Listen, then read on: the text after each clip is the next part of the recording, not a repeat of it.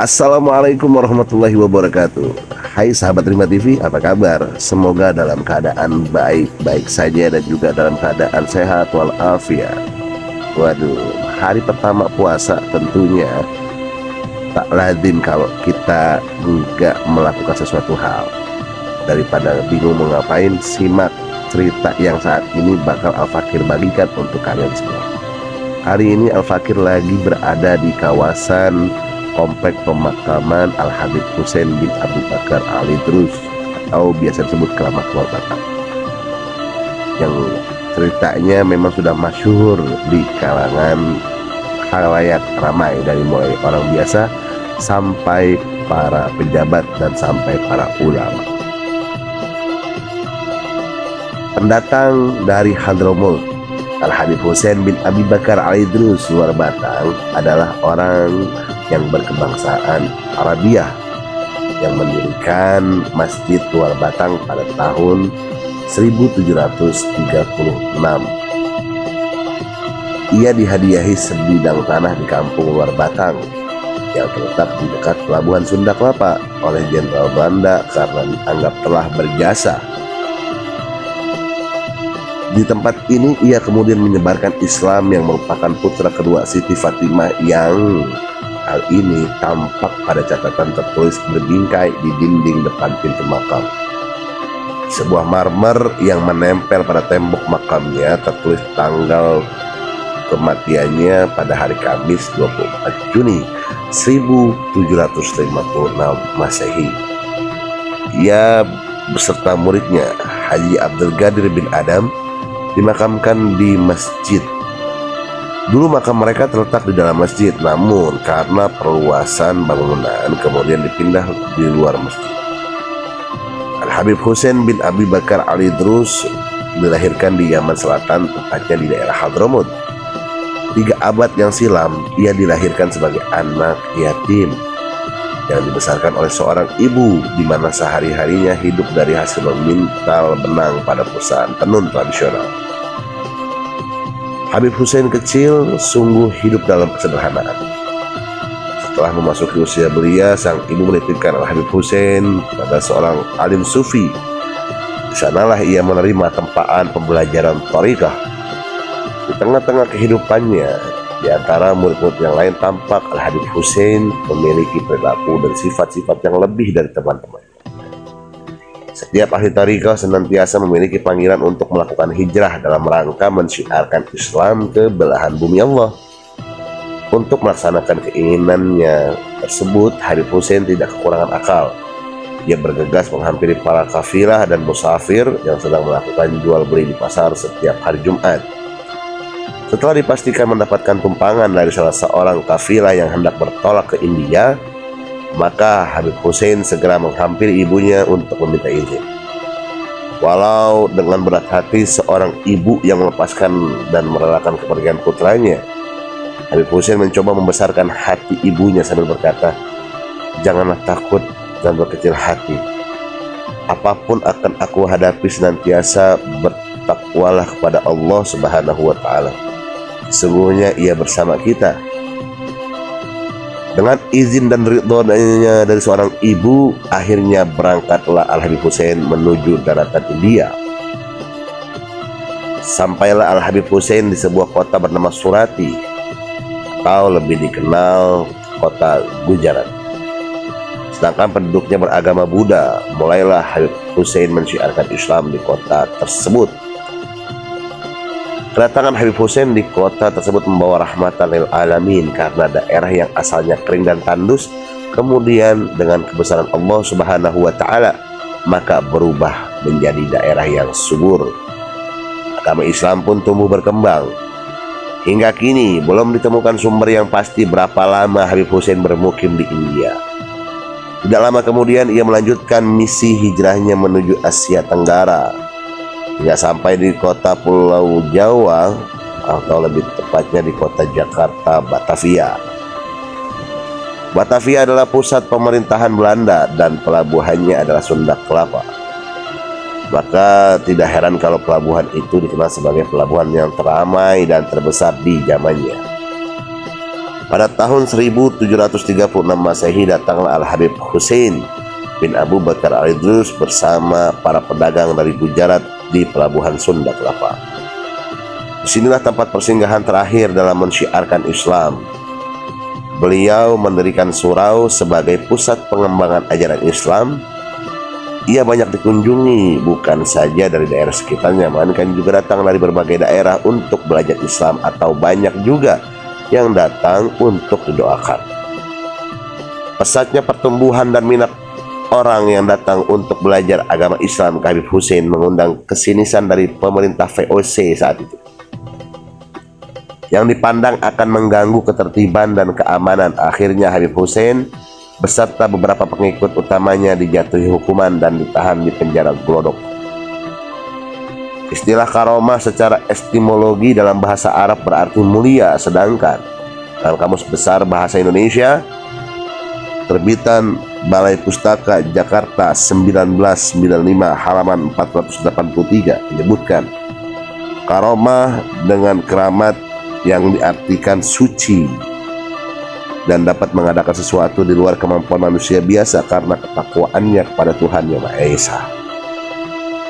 Dalam ajaran Islam, karomah dimaksudkan sebagai khariqan lil adat, yang berarti kejadian luar biasa pada seseorang wali Allah.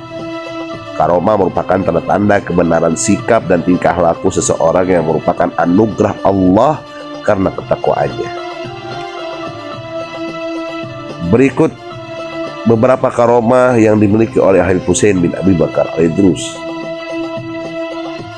Seorang wali Allah yang lahir di Jazirah Arab yang telah ditakdirkan wafat di Pulau Jawa, tepatnya di Jakarta Utara.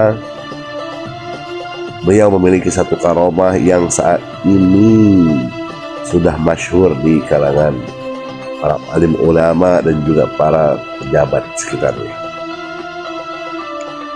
Singkat cerita, polisi penjara dibuat terheran-heran. Habib Hussein bin Abi Bakar Al-Idrus sempat ditahan di dalam sel yang sempit ruangannya, sedangkan pengikutnya ditempatkan di ruangan yang lebih besar dan tahanan yang lain. Di tengah malam, polisi melihat Habib Hussein menjadi imam di ruangan yang besar, memimpin sholat bersama-sama para pengikutnya. Hingga menjelang subuh, masyarakat luar pun ikut bermakmum. Akan tetapi anehnya, dalam waktu yang bersamaan pula, polisi penjara tersebut melihat Habib Hussein tidur nyenyak di kamar ruangannya yang sempit dalam keadaan tetap terkunci. Kejadian tersebut berkembang menjadi buah bibir di kalangan pemerintah VOC. Dengan segala pertimbangan, akhirnya pemerintah Belanda minta maaf atas penahanan tersebut. Habib Hussein beserta semua pengikutnya dibebaskan dari tahanan. Pada suatu hari, Habib Hussein dengan ditemani oleh seorang mu'alaf Tionghoa yang berubah menjadi nama Abdul Gadir duduk berteduh di daerah Gambir. Di saat mereka beristirahat, lewatlah seorang sinyo atau anak Belanda dan mendekat ke Habib Hussein. Seketika Habib Hussein menghentakkan tangannya ke dada anak Belanda tersebut. Si sinyo pun kaget dan berlari ke arah pembantunya. Dengan cepat Habib Hussein meminta temannya untuk menghampiri pembantu anak Belanda tersebut untuk menyampaikan pesan agar disampaikan kepada majikannya bahwa kelak anak ini akan menjadi seorang pembesar di negeri ini. Seiring berjalannya waktu, anak Belanda itu melanjutkan sekolah tinggi di negeri Belanda. Kemudian setelah lulus, ia dipercaya diangkat menjadi gubernur Batavia. Gubernur Batavia yang pada masa kecilnya telah diramal oleh Habib Hussein bahwa kelak akan menjadi seseorang yang besar di negeri ini. Ternyata memang benar adanya. Rupanya gubernur muda itu menerima wasiat dari ayahnya yang baru saja meninggal dunia. Wasiatkan kalau memang apa yang dikatakan Habib Hussein menjadi kenyataan, diminta agar ia membalas budi dan jangan pernah melupakan jasa Al-Habib Hussein. Akhirnya gubernur Batavia menghadiahkan beberapa karung uang kepada Habib Hussein bin Abi Bakar Al-Idrus. Uang tersebut diterimanya tetapi dibuangnya ke laut. Demikian pula setiap pemberian uang berikutnya, Habib Hussein selalu menerimanya tetapi juga dibuangnya ke laut. Gubernur yang memberi uang menjadi penasaran dan akhirnya bertanya kenapa uang pemberian selalu dibuang ke laut? Dijawabnya oleh Habib Hussein bahwa uang tersebut dikirimkan untuk ibunya ke Yaman.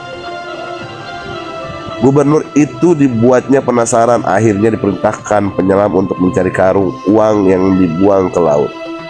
Walhasil tak satu pun keping uang yang ditemukan. Selanjutnya, Gubernur Batavia tetap berupaya untuk membuktikan kebenaran kejadian yang ganjil tersebut. Maka ia mengutus seorang ajudan ke negeri Yaman untuk bertemu dengan menanyakan kepada ibu Al-Habib Hussein.